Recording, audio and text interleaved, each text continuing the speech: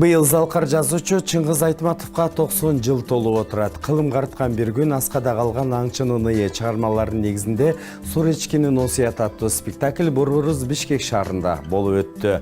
Спектаклдин өзөгүн кенже эпос Кожо жаш туурасында баяндалат. Кененирээк Кундузбек Арстанов айтып берет.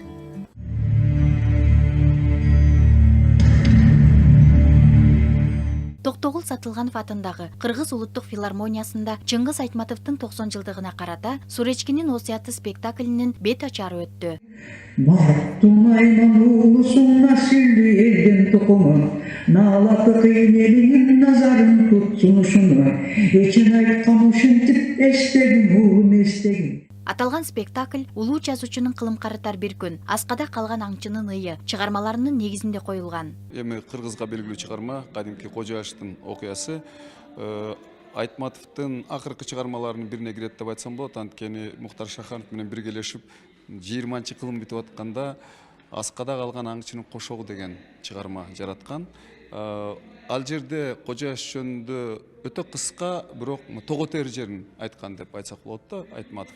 Бир жагы Айтматовдун чыгармачылыгында жан жаныбарлар чөйрөсү өзгөчө мааниге ээ. Биздин Манас эпосунда кандай өзгөчө мааниге, ошондой өзгөчө мааниге. Анткени жан жаныбарлар дүйнөсү менен кыргыз болуп жашап келген. Анткени биз көчмөн эл болуп эсептелебиз. Ансыз биздин жашообуз өтүшү мүмкүн эмес. Эгерде адам табиятты сактай албаса, адам напсисине ээ боло албаса, анда аны катастрофа күтүп турат. Аны рухий катастрофа дагы, аны физик катастрофа дагы. Чыгарманын эң негизги маңызы ушунда турат. Кенже эпостордун катарына кирген Кожо жаш эпосунда айылын мергенчилик менен багып, бирок гумандуулукту жоготуп, кайбирен тукумун кырып жиберген Кожо жаш мергенчи туурасында баяндалат. Тактап айтканда, бир уруу элди ачарчылык, оорчулук учурда айылдан чыккан көзгатар мергенчи кийик атып келип, ачкачылыктан, өлүмдөн сактап келген.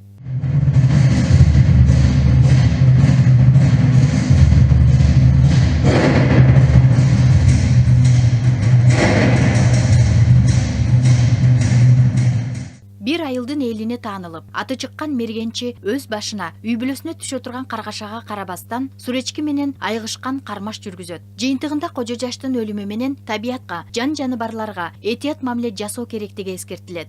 Эле чыкпай кырылар, омурка сөгүн кыйраткан, ок жанылып жыгылар, бо түшбечки улагы, ботодой боздоп Суречки, заргакшап турар убагын, зары мерген уга. Саамалык эл аралык Агылбирс күнүнө дагы байланыштырылып, уюштуруучулар, өнөктөштөр тарабынан даярдалган белектер өз ээсин тапты. Алар Агылбирс байлаган аймактарды колдоого алып, курчап турган чөйрөгө кылдат мамиле жасап, терс аракеттерге көңүл бурууга чакырды. Я очень рада быть сегодня на примере этого замечательного спектакля. Мен абдан кубанып жатам. Бүгүн Чыңгыз Айтматовдун чыгармасынын негизинде абдан сонун спектакль коюлуп жатат. Айтматовдун чыгармасында адам баласы менен жаратылыштын бири-бирине болгон байланышы тууралуу терең маани камтылган. Ошондуктан биз Маданият министрлиги, Жаратылышты коргоо агенттиги менен биргеликте аталган спектакльди коюуга көмөк көрсөтүү башкы максатыбыз катары кабыл алдык. Бул спектакльден кийин биз жаратылышка аяр мамиле жасап, илбирстерди сактап калууга болгон мүмкүнчүлүгүбүздү жумшайбыз деген терең ишеничтемин.